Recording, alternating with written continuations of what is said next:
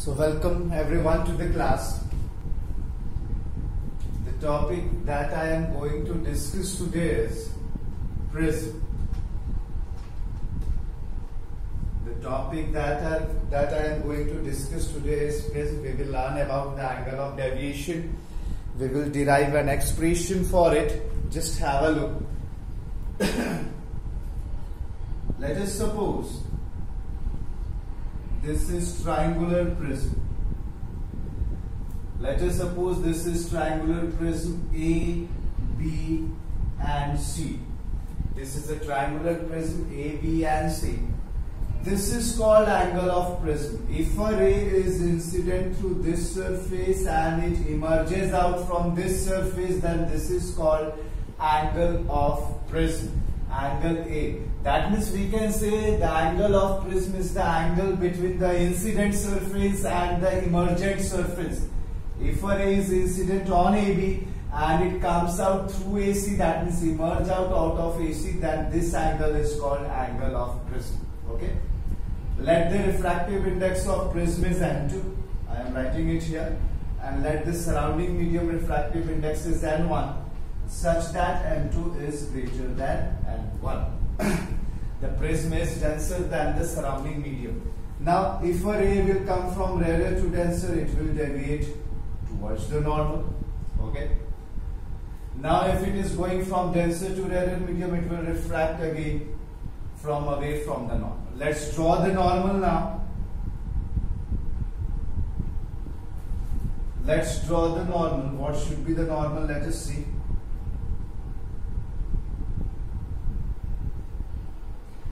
These are the normal on the two surfaces. I am writing it here as M, N and dash. Just see the diagram. This is the incident ray.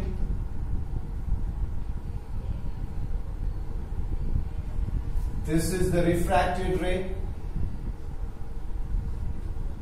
And this is the emergent ray.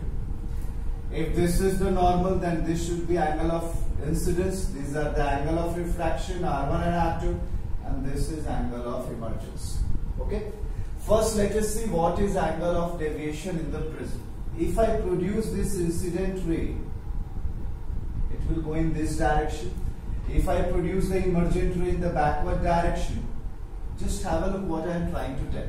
If there was no prism, the ray will go in just a straight line. Due to presence of prism, I am comparing just the direction of incident ray and emergent ray. That means I am comparing the direction of rays in the same medium in N1 and N1. This was the initial direction, this is the final direction, then this is known as angle of deviation. This angle is called angle of deviation. In other words, we can define angle of deviation as the angle between the direction of incident ray and the direction of emergent ray is called angle of deviation. Let us give a name to these points. Let us suppose this is P, this is Q. Let us suppose this point is R. Okay, now have a look. This angle is I, then whole angle should be I. Vertically opposite angles, then what should be the value of this angle? I minus R1. I minus R1. The whole angle should be I. This is R1, therefore this is I minus R1.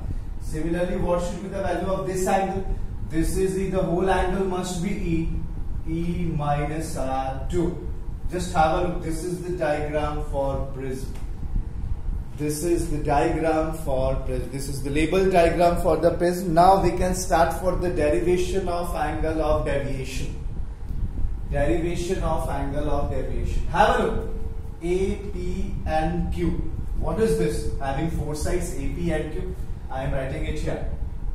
This is a quadrilateral, that too cyclic quadrilateral. A, P and Q. What does cyclic quadrilateral means? The sum of opposite angles is 90 degree. I am writing it here. Angle A plus angle N should be equals to 180 degree. Angle A plus angle N should be equals to 180 degree. Now, Coming to this, have a look at this PQN, this small triangle PQN. For triangle PQN, have a look. What we can write for angle sum property? I am writing it here. R1 plus R2 plus angle N should be equals to 180 degree. Sorry. Just have a look at this triangle PQN. If I take the angle sum property, the sum of the three angles must be equals to 180 degree. R1 plus R2 plus angle N equals to 180 degree. If I replace angle N by this, what we can write? Just have a look. R1 plus R2 plus 180 degree minus angle A should be equals to 180 degree. This will get cut and we will get R1 plus R2 is equals to angle A. This is equation 1. R1 plus R2 is equals to angle A. What I have done, I have put this value of N in this equation. N should be equals to 180 degree minus A. 180 degree minus A. 180 gets cut, therefore R1 plus R2 is equals to angle A. You can write it down till here. Then we will move to the other part. I am not just erasing the diagram. I will erase when we get the required equations. Just have a look at the equations. Now, look at this triangle RPQ. This triangle RPQ. What is the exterior angle? Delta.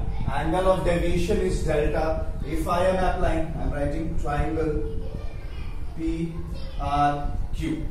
For triangle PRQ, this is the exterior angle. That means this should be equals to sum of opposite interior angles. I am writing it here. Delta is equals to I minus R1 plus E minus R2. Have a look. Delta is equals to I minus R1 plus E minus R2. Therefore, delta is equals to I plus E minus R1 plus R2. Just arranging the equation. Delta equals to I plus E minus R1 plus R2. What was R1 plus R2 from equation 1? Angle A. R1 plus R2 was equals to angle A. Therefore, angle of deviation equals to I plus E minus angle A. From this expression, what can you say? On what factors does the angle of deviation is depending? The angle of deviation is first depending upon angle of incidence. The angle of deviation is first depending upon angle of incidence. Let's have a look. Now we can erase the whole diagram. And let's solve the whole derivations. Just wait a minute.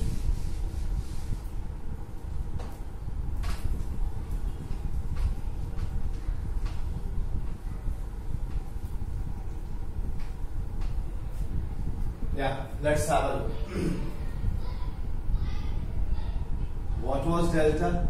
I plus E minus angle A. This was equation 2, right? That means angle of deviation is depending upon angle of incidence. Practically, the graph was plotted between angle of deviation and angle of incidence. Angle of deviation and angle of incidence. And this was observed that, just look at it carefully. First the angle of deviation decreases and then increases again. If the angle of incidence is increased, first the angle of deviation decreases and then increases again. Then what should be this? This should be the minimum value of angle of deviation. If the equation is decreasing first and then increasing again, that means this point is the minimum value. This is the minimum value. This is a practical observation you will get through the practical. When the angle of incidence is increased, first the angle of deviation decreases and then increases again. This is called minimum deviation. We will have to do the derivation for the minimum deviation. Just have a look. For DM, the angle of deviation.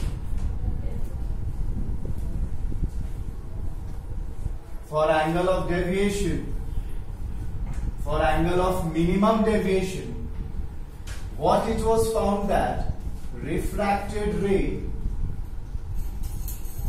is parallel to base of prism. For minimum angle deviation, refracted ray, that refracted ray P1 from this point to this point is parallel to the base of prism. That is R1 equals to R2 and I is equals to E. If the refracted ray is parallel to the base of prism, then R1 should be equals to R2 and I should be equals to E. This is only for minimum deviation case. Now come to equation 1. What was equation 1? R1 plus R2 is equals to angle A. For minimum deviation, these two are equal. I am assuming it as R. R equals to R1 and R2. Then 2R should be equals to angle A. Then R should be equals to angle A by 2. We get the value of R for minimum deviation. R is equals to angle A by 2. Coming to this equation, putting the minimum angle deviation, GM is equals to I plus I minus angle. That means GM is equals to 2I minus angle A. Since I and E are equal at minimum angle deviation, I plus I, 2I. Then what will we get the value of I? I is equals to GM plus angle A by 2. Yes, this is the big derivation. We will do it. This is the value of R. This is the value of I. Just have a look. For minimum deviation, R are equal and I and E are equal. Therefore, I have written I plus I. Now applying the Snell's law.